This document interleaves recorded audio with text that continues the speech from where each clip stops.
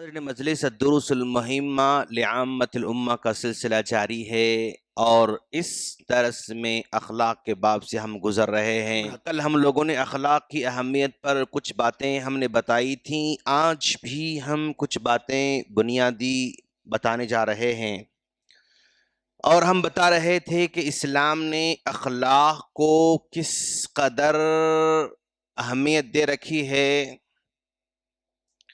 اخلاق کو اسلام نے اس قدر اہمیت دے رکھی ہے کہ جو اس کی پلرز ہیں، جو اس کے ارکان ہیں، جیسے نماز، یہ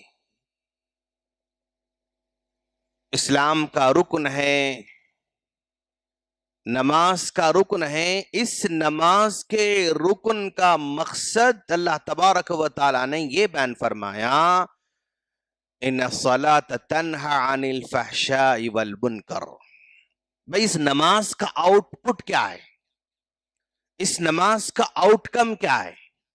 اس نماز کا انسان کی زندگی پر اثر کیا ہے؟ اس نماز کا اثر ان الصلاۃ تنہی عن الفحشاء والمنکر، نماز انسان کو فحش کاموں سے روکنے والی ہے، منکرات سے روکنے والی ہے، یعنی بد اخلاقی سے یہ نماز بندے کو روکنے والی ہے۔ بد اخلاقی سے روکنے کا مطلب یہ ہوا، برائی سے روکنے کا مطلب یہ ہوا کہ اس بندے کے اندر اخلاق پیدا کرنا چاہتی ہے۔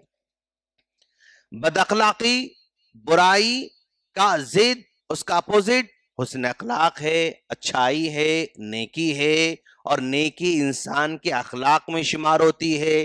تو نماز جو ہم پڑھتے ہیں 5 وقت، اس کا مقصد، اس کا آؤٹ کم یہ ہے کہ انسان کے اندر اخلاق پیدا کرنا ہے۔ دیکھیں اب اس قدر بڑا اس کا مقصد اللہ تعالی نے بیان فرمایا۔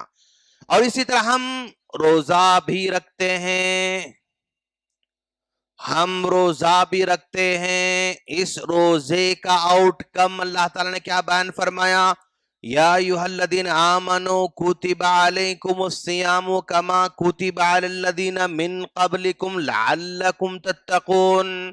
اس روزے کا آؤٹ کم، اس روزے کا ریزلٹ یہ ہے کہ جو بندہ روزہ رکھتا ہے اس کو، اس کے اندر یہ تقوی پیدا کرتا ہے۔ یہ تقوی انسان کے اخلاق ہیں۔ تو روزے کا مقصد، روزے کا ریزلٹ، روزے کا اثر انسانی زندگی پر اخلاق پیدا کرنا ہے، تقوی پیدا کرنا ہے۔ اور ایک بندہ اپنی زندگی میں مال کمانے کے بعد وہ زکوٰۃ بھی نکالتا ہے، زکوٰۃ بھی نکالتا ہے۔ تو اس زکوٰۃ کا مقصد، زکوٰۃ کا آؤٹ کم غریبوں پر احسان کرنا، غریبوں کے ساتھ ہمدردی کرنا، غریبوں کی مدد کرنا، یہ اس کے اعلیٰ اخلاق ہے۔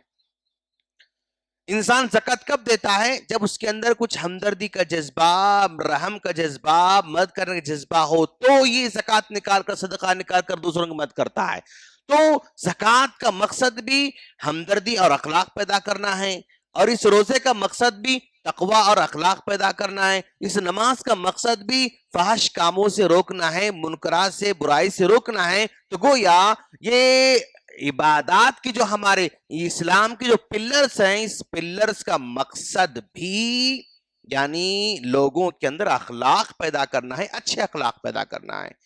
اور یہی وجہ ہے اللہ تبارک و تعالیٰ نے ان چیزوں کو نافذ کرنے کے لیے، اسلام کے ارکان کو، اسلام کی چیزوں کو نافذ کرنے کے لیے، یا عملی طور پر پیش کرنے کے لیے اللہ نے انبیاء کرام کو بھیجا۔ اور انبیاء کرام کو بھیجا، جیسے ابراہیم علیہ السلام ہیں، جیسے ابراہیم علیہ السلام ہیں۔ اب ابراہیم علیہ السلام، ابراہیم علیہ السلام یہ ایسے نبی ہیں جن ان کے بارے میں یہودی بھی کہتے ہیں کہ ہمارے نبی ہیں، یہودی بھی کہتے ہیں ہمارے نبی ہیں، اور ان کے بارے میں نصارہ بھی کہتے ہیں یہ ہمارے نبی ہیں۔ नसारा का भी कहते हैं कि हमारे नबी हैं, और मुशरिकीन भी कहते हैं कि हम इनके पैरोकार हैं। मुशरिकीन यानी मक्का के मुशरिकीन, बुत परस्त मक्का के मुशरिकीन भी कहते हैं कि ये हमारे नबी, हम इनकी पैरवी करते हैं। यानी मक्का वाले हज करने आते थे, हाँ, ज़माने जाहिलियत में, तो कहते थे कि हम दीन इब्राहिम को फॉलो करते हैं हम। और अपने बुतों के सामने जो कुर्बानी करते थे तो कहते थे कि हम दीन इब्राहिम को फॉलो करते हैं। तो मुशरिकीन भी अपने आप को इब्राहिम अलैहिस्सलाम का पैरोकार, यहूदी भी इब्राहिम अलैहिस्सलाम का पैरोकार, और नसारा भी इब्राहिम से अपने आप को दावा करते हैं। यानी इतने बड़े नबी हैं। यह अलग बात है कि अल्लाह तबारक व तआला ने इनको रद्द कर दिया। माकान इब्राहिम यहूदिया, इब्राहिम यहूदी नहीं थे, इब्राहिम नसारा नहीं थे, इब्राहिम मुशरिकों में से नहीं थे, वलाकिन कान हनीफा मुस्लिमा। इब्राहिम अलैहिस्सलाम न यहूदी थे, न नसारा थे, न मुशरिकीन थे, बल्कि वो मुसलमान थे। अल्लाह ने इब्राहिम अलैहिस्सलाम को सर्टिफिकेट दी कि वो मुसलमान है। और मुसलमान है कहने के बाद इनके अंदर जो सिफत अल्लाह ने जो है बयान फरमाई, वज़कुर फिल किताब इब्राहिम इन्नहु कान सिद्दीक़न नबिय्या। इब्राहिम को जरा स्टडी करके तो देखो, इब्राहिम को जरा जिंदगी टटोल कर देखो, सिद्दीक़न नबी, ये सच्चे थे। इनके अखलाक को अल्लाह तबारक व तआला ने हाईलाइट किया। इब्राहिम अलैहिस्सलाम के अखलाक सिद्दीक के नाम से जो है यहाँ पर अल्लाह ने हाईलाइट किया। मूसा अलैहिस्सलाम को जरा देखो आप, एक बड़ी दुनिया मूसा अलैहिस्सलाम को पढ़ती है, उनको मानने का दावा करती है। मूसा अलैहिस्सलाम के बारे में क्या कहा? जब खिजर के पास गए तो उनके बेटे ने क्या कहा? अब्बू, इनको हम अपने पास नौकर रख लेंगे। क्यों? जिसको भी आप नौकर के तौर पर रख लेंगे उसमें दो सिफतें होना चाहिए, इन्नहु लक़वियुन अमीन, ये ताकतवर भी हैं, अमानतदार भी हैं। मूसा अलैहिस्सलाम के बारे में गवाही दे रहे लड़की कि ये अमानतदार है। उनके अखलाक को उन्होंने वॉच किया, उनके अखलाक को उन्होंने ऑब्जर्व किया।